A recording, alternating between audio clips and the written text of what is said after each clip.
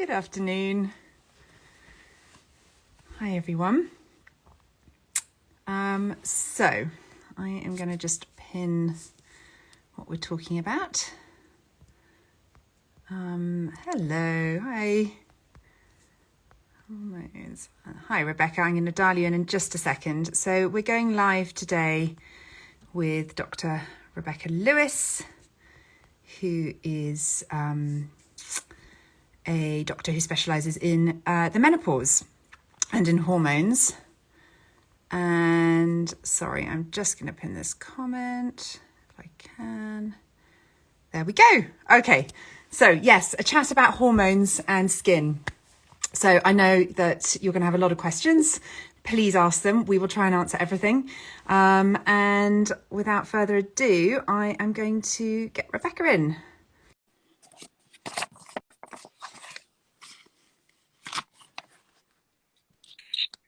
Hi, Rebecca. Hi, hello, how are you? I'm good, thank you. How are you doing? Yes, really well, thanks. Nice to be here.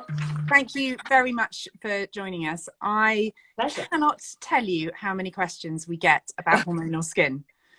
And it's not just teenagers. It's very often women and men in their 30s and 40s who are like, why have I still got teenage skin? What is going on? You think you leave it all behind, don't you? Think at least I don't have to go through all that again in spots. But yes, it can start all over again in the perimenopause. Absolutely. Yeah. And as we know, we've talked about it on lives before, in fact with Dr. Newson. Yeah. The perimenopause isn't just the year, despite what your GP may say, isn't just the 1 year before you hit the menopause. No, not at all. Perimenopause is the time leading up to your last period. So you only know when your last period happens afterwards, sort of look back in time thing, isn't it? So the perimenopause can precede your last natural period by 10 years. Yeah. So if you think of the average age in the UK is about 51 for the last period, then the perimenopause is commonly starts in your 40s, early 40s. Yeah. But of course, 1% of women will have an early menopause, meaning their last period will be under the age of 40. 1%'s not that rare, 1 in 100. So therefore, younger women in their 30s and sometimes 20s can be perimenopausal as well. So it affects all ages. And obviously during that time, your hormones, they're not just slowly tapering off in a kind of civilized manner. There's no elegant decline in a nice, obvious, predictable manner. If only that were the case, it'd be easier. But no, it's a chaotic time as the ovary is failing and then it recovers a little bit, then it fails. So it's desperately trying to continue to produce the eggs that it's running out of and failing. And it's a stuttering stop. So we get high peaks of estrogen, transiently, then very, very low, and it's this up and down, so it's not a nice, consistent, reliable source of estrogen. And that's what can be really hard to manage on your own. So we're going to talk about the effects of hormones and falling levels of hormones on the skin.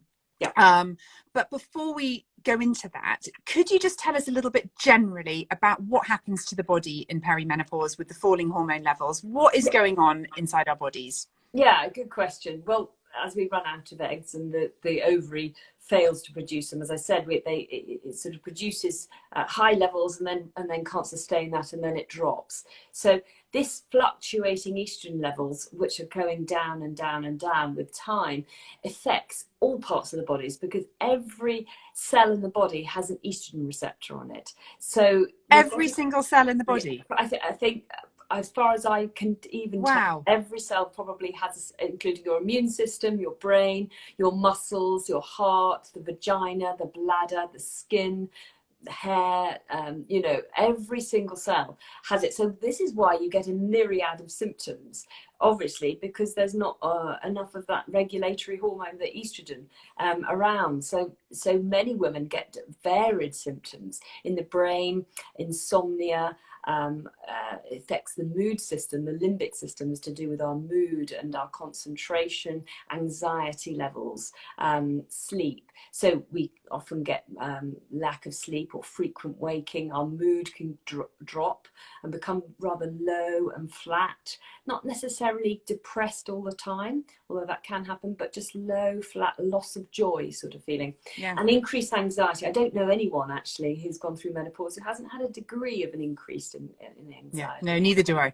No, exactly. And sometimes it can be just a small amount, and others sadly can have terrible, terrible symptoms. So they're housebound, they give up their work, their jobs. So it can have devastating effects on women. It's very, very wide range of symptoms. And the muscles and the joints, sleep, palpitations, muscle aches and pains, vaginal dryness and pain, bladder frequency, to name a few. So and what about our organs, like the actual just workings of our body? Is stuff going on?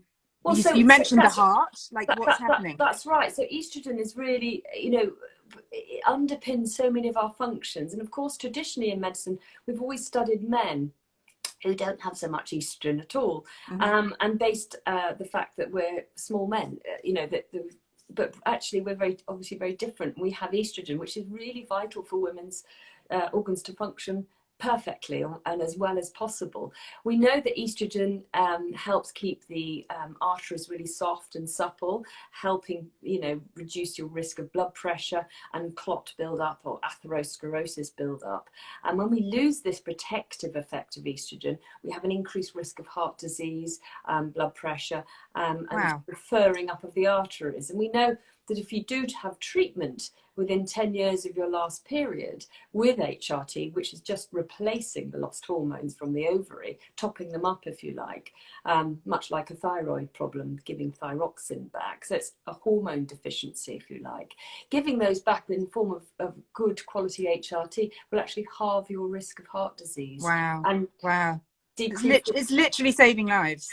Well, absolutely. It really reduces your risk of heart attack and stroke, and reduces your risk of osteoporosis and type 2 diabetes, obesity, and dementia even. So it really has a massive impact on women, this loss of our hormones. And we need to empower women to understand that it's not just blushes and sweats. There are a myriad of other symptoms that they may understandably think is due to something else, an arthritis or fibromyalgia or migraine, and that can be treated. And then the classic one is women in their late 40s going to their GP and being given antidepressants. I mean, I cannot tell you how many people I know that's happened to, and I know that's a big part of your campaigning work with the Menopause charity. That's right. To turn all these HRT myths on their heads, and also you're doing a lot of work with GPs, and I know you're a GP, but a lot of education so that GPs are informed and can help women. Yes, absolutely. There's a confidence in menopause course that has been taken up by 6,000 practitioners, enormous amount, which is brilliant.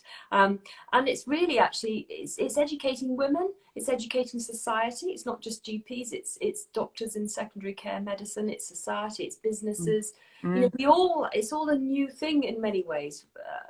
Looking at the menopause in a different way, thanks to the pioneering work of Dr. Louise Newson. She really has brought it to the fore that we are all talking about the menopause now. You and me talking today, I think, is part due to that, really. Definitely.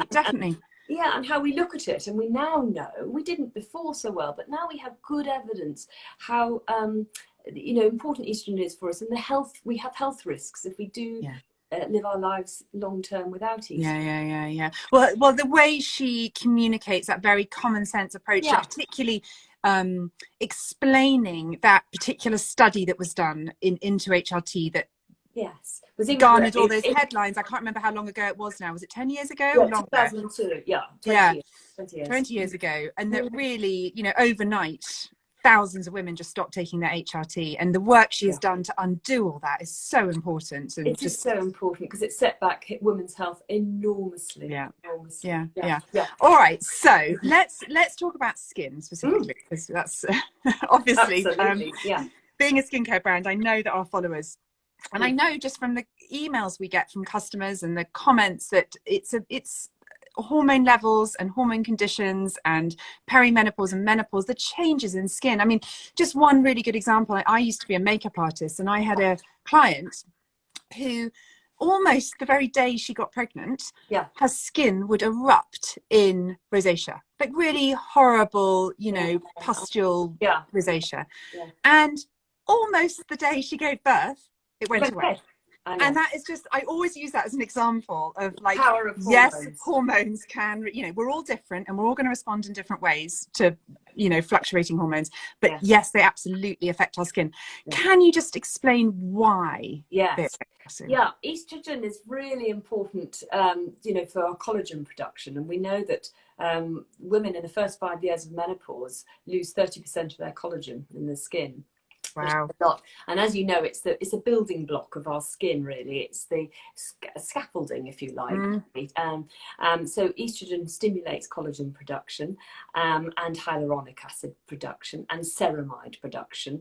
And the ceramide is like a fatty layer, which is really important. So your internal moisturizer. Exactly, to keep the skin plump and moisturized, as is the hyaluronic acid, and the collagen too keeps the moisturizer in and maintains the structure and the turgor, we call it, you know, the strength, the tone of the skin, because what we see without estrogen, that the skin gets drier and itchy, and dry skin and itchy skin are really, really common. You might not have a rash, but it could just be dry and flaky. And people say it looks like snake skin. Well, and the problem with the dry and itchy skin is it very often becomes sensitive skin. Exactly. And then without all this, it's incredibly sensitive to anything you may put on it, whereas before you've been fine with lotions and potions you could put on your skin. This reacts, you know, to sunlight excessively, or heat, or lotions and products it never has before. Very irritable, red, rosacea becomes more common, eczema becomes more common, because we've lost that moisturizing effect, really. And lines, increased lines as well, because we've lost you know, the plumping effect of collagen and hyaluronic acid. In addition to all that, what really blew my mind that I discovered recently is that of course it makes sense when you think about it, but you know, particularly as women with, you know, our bone density, you know, falling off a cliff when we hit the menopause, of course you have bones in your face. So when you lose the bone density, you know, your cheekbones, not only are you losing the collagen and the elasticity in your skin itself, but you're losing the structure. So your bones can shrink, and therefore, you know, that's when you sort of get that real, that's why the aging process can speed up so dramatically in menopause, because you've got, you know, it's being hit from all sides. Your skeleton, as you absolutely correctly say. If you look at a skeleton of a, you know, an older woman and a young woman, it physically looks different. We get shortening of the mandible here and the narrowing of the jaw, and it almost recedes in, and so, you know, that aging process is because the actual bones, the maxilla and the mandibular area has been changed and affected by loss of estrogen. So it affects everything. So that's enormous effect on the skin. And then of course increased risk of acne, because we lose estrogen, the balance, because we produce testosterone. It's really important female hormone. It's a male hormone too, but it's really important for women. In fact, the ovary produces 3 times as much testosterone as estrogen. But as our balance, they're all in a good balance, really, to keep the status quo, if you like. So as the estrogen level drops, the testosterone becomes a bit more predominant, and that balance is really vital. So we then are more at risk of spots and outbreaks, especially we had them in our teens. It often comes back at perimenopause. So, and that's why you break out very often just before your period, isn't it? Because you're drop in estrogen and the progesterone drops, and so the testosterone is more prominent, I guess. Is that right? Your levels don't raise, they're just more dominant. That's right, more dominant. That's right. Absolutely. Really interesting. And so if you're one of those people that's hitting menopause and you're breaking out, then that's where HRT can really help with with your skincare. Okay, brilliant. Also, one thing I wanted to touch on was stress, because we know that stress affects our skin. You know, it causes inflammation, and menopause can be an unbelievably stressful time, and I don't say that lightly. You know, it can really be hugely life-changing. And so that's why, another reason why it's so important, if you're seeing changes in your skin, there could be this sort of vicious cycle going on. It's a real double whammy, isn't it? You've actually lost the hormones, and one of the symptoms is increased anxiety and, you know, terrible symptoms some people have to really contend with. I mean, dreadful. So of course you're going to get an increase in your the steroid hormones, the fight or flight hormones, adrenaline and cortisol. Not good for the skin either. Yeah. Okay. I've just seen a question here. What would you suggest for treating rosacea papules and pustules?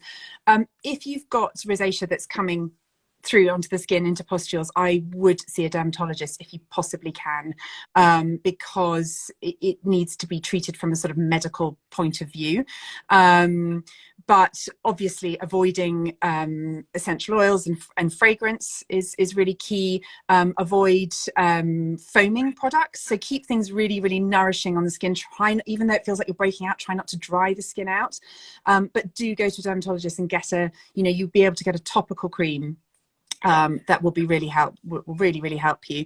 I'm just going to go back. Enlarge pores in perimenopause. What's that about? That could be your sebaceous glands kind of overproducing oil. If you feel like you've got oily skin, that might be why. I mean, pores don't really get bigger and smaller, but they can appear larger if if they've got too much oil in them, or if you're not kind of lifting all the oil and grease and pollution out of your skin when you cleanse. So using a really good, I've got one here actually, using a face cloth when you cleanse and a cleansing oil can really help. And yeah, someone's saying, I'm not surprised anxiety is such a common symptom. No. It's full on. So what could we just give people some really practical advice about if they are suffering with skin conditions? Obviously I've mentioned seeing a dermatologist, but it would probably benefit them to look at their hormones as well. Yes, definitely. And I know that there are private clinics available, but if someone only has access to a GP, what should they be saying to their GP when they go for their appointment? So I think, the dry, itchy skin should be treated with an emollient moisturiser daily. And again, we need to look at what we're washing with and really stop soaps and lathers. Lovely, expensive, beautiful smelling products are not good for the skin. They've got a high pH, alkaline pH, which irritates the skin, destructs the moisturising process even more, and makes it drier and more irritated and more red. So really, a plain moisturiser doesn't have to be expensive. There are many on the market: CeraVe, Cetraben, Diprobase.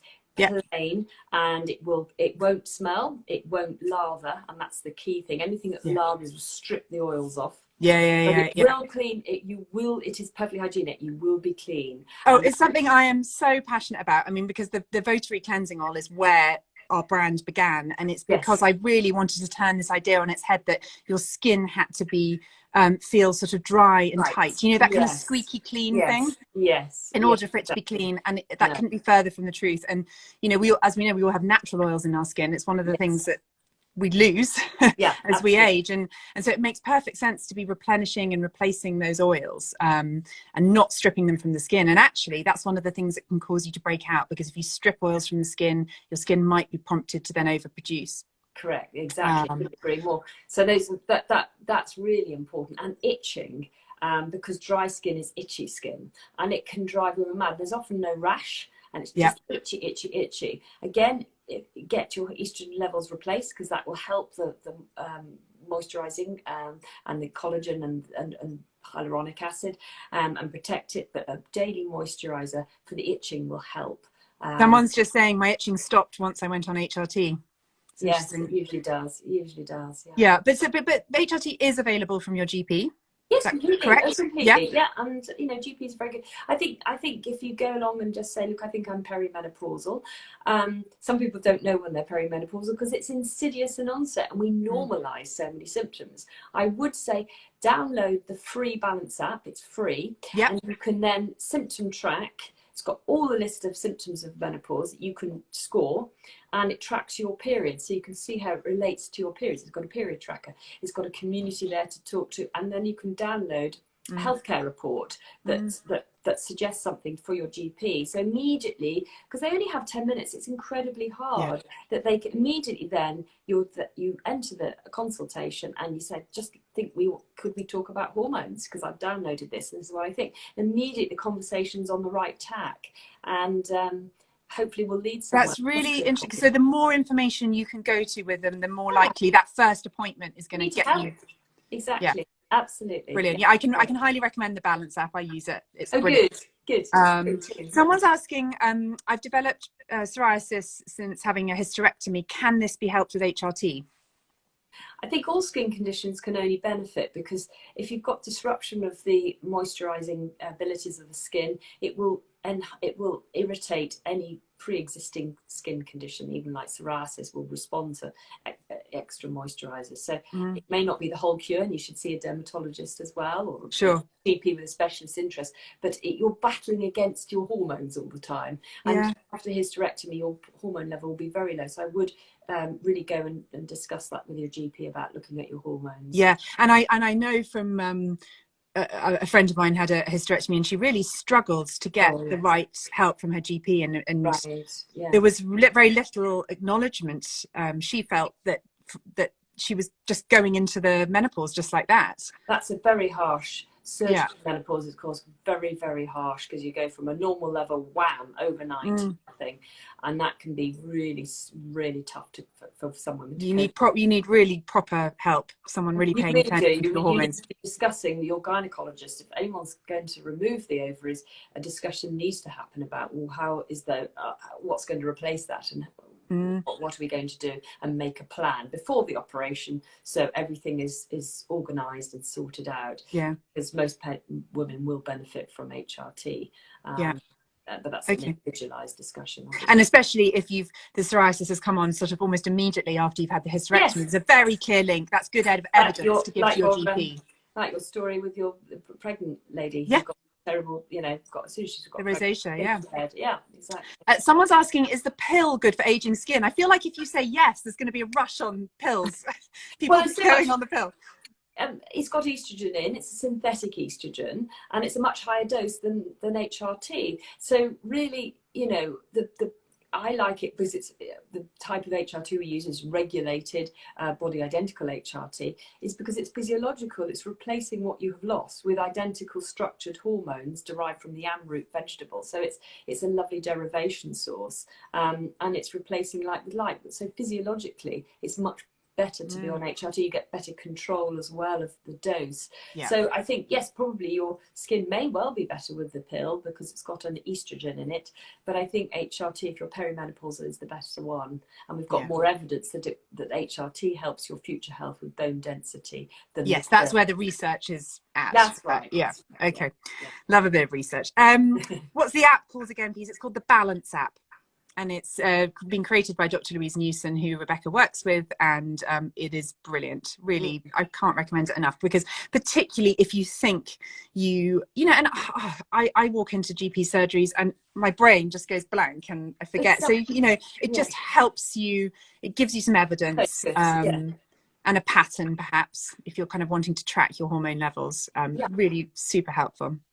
Someone else is saying my itching stopped once on HRT. That's amazing. Yeah, it's good. There you go. It does really help skin. I mean, I usually can tell women who are on HRT or not just by looking at the hair and their skin and the nails. It can hair. We're going to talk about hair. We're talking about hair on the head a little bit, but because I know that's obviously it thins. You can have some hair loss in menopause, but also I want to talk about facial hair. Yes, absolutely. So talk about the hair on the head first. Well, hair on the head, I mean, with midlife, we do, like we get grey hair, we do see aging process with the hair quality as well. We do tend to, it's quite common to lose hair. And there may be a genetic basis for that. It can run in families, but hair thinning is quite common as we lose that they die off the hair follicles in the head, unfortunately. And is that down to our hormone levels?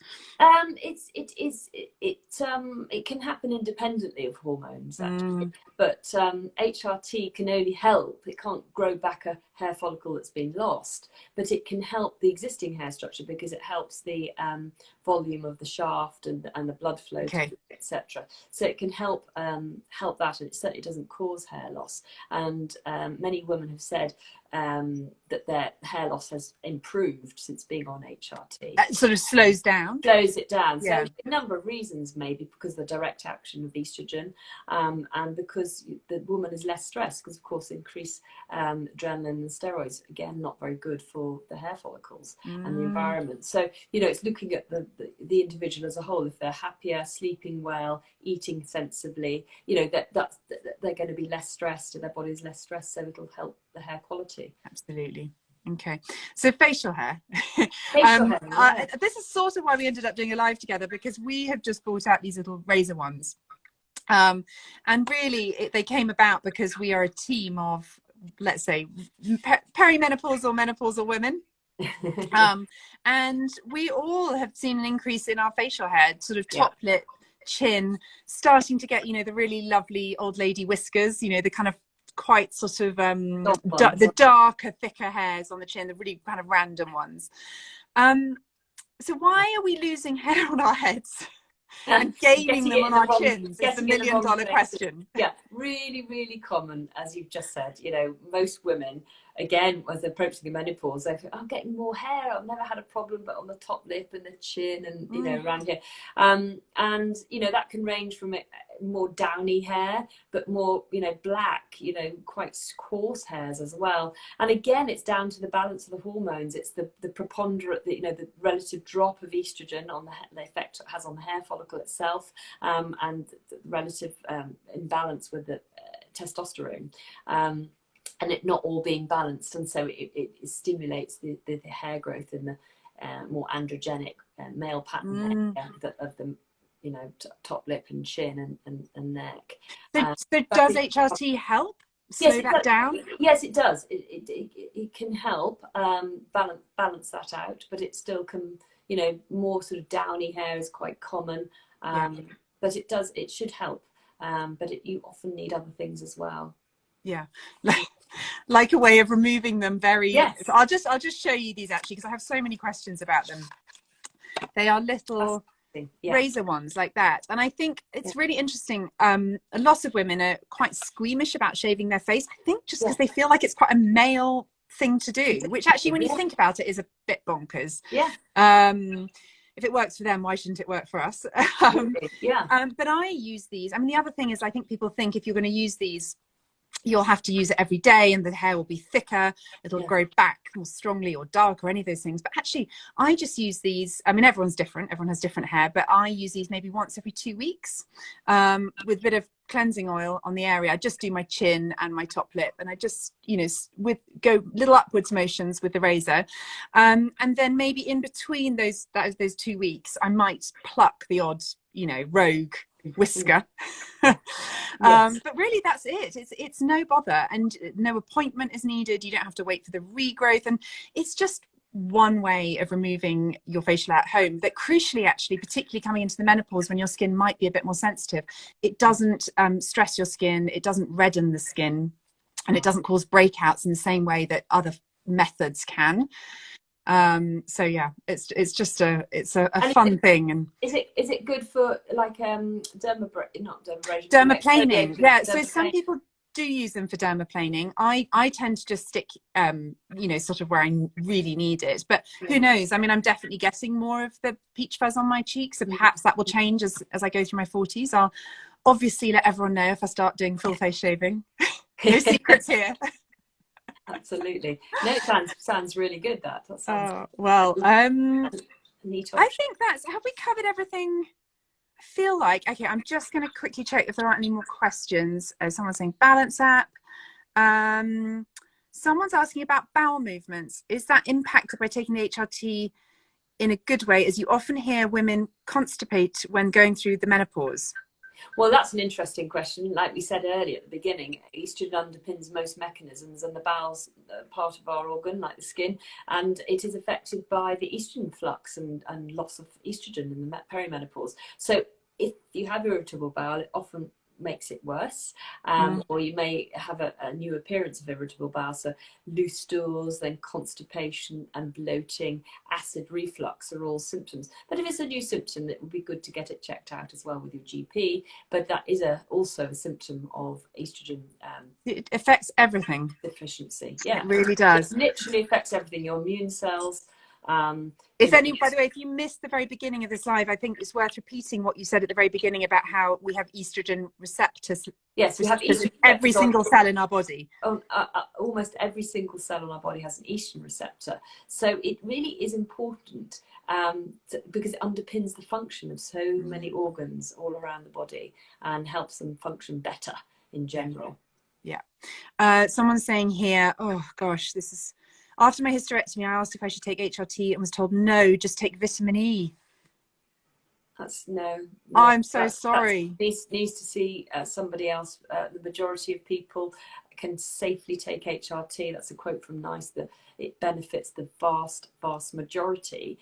And at the moment, it's shocking, is that in some PCTs, parts of the country, there's only 3% of women on HRT, when we know, because of all the long-term health benefits, that, you know, the majority will benefit. Not everyone, but the majority will benefit. Then that is a shocking statistic, and that means women are suffering. Like this lady just absolutely. But particularly with a hysterectomy, like we said, where you go into the menopause overnight, you need some support. Yeah, if you're having a hysterectomy. I'm sorry about that. Someone's saying I've been on HT for 5 months and my hair is the best it's been in years. So anyone worrying about their hair? Yeah, that's good. Someone's saying they've just signed up to the Balance app. Amazing. Enjoy it. All right. Oh, lots of good resources on the Balance app because it's evidence-based. There's no pharma funding. It's just pure good knowledge. And, you know, so the lady who's had the hysterectomy, there'll be lots of information there she could download and take to her doctor to discuss. Yeah. Alcohol is the devil with menopause. Yeah. HRT or alcohol? I like that one. Yes, we get really sensitive to alcohol.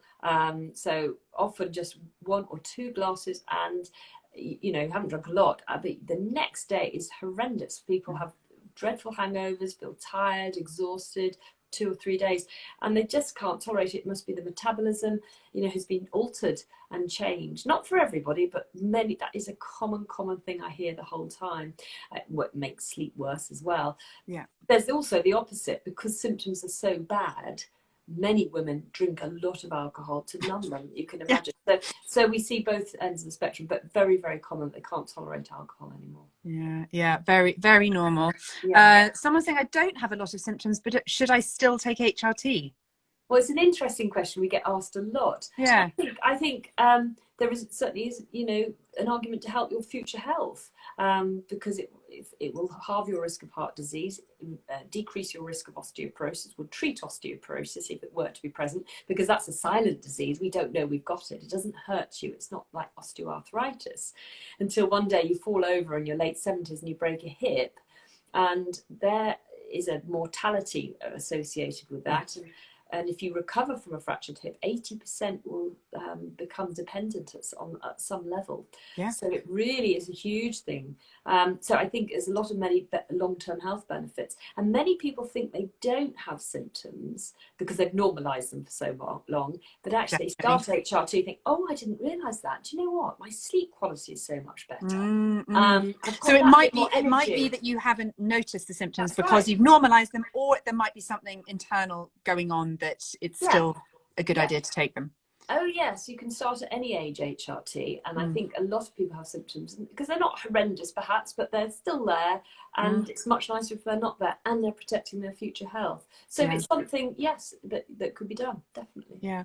And someone's saying, what's the youngest age for HRT? I think you've just answered that. Any age, you know, our youngest patient, I think, started the menopause at 14. We're seeing a lot of young people coming through from treatments, cancer treatments, you see, from chemotherapy will can destroy the ovary function, and therefore, you know, a woman survives the cancer, but they're left in the menopause and they're very, very young.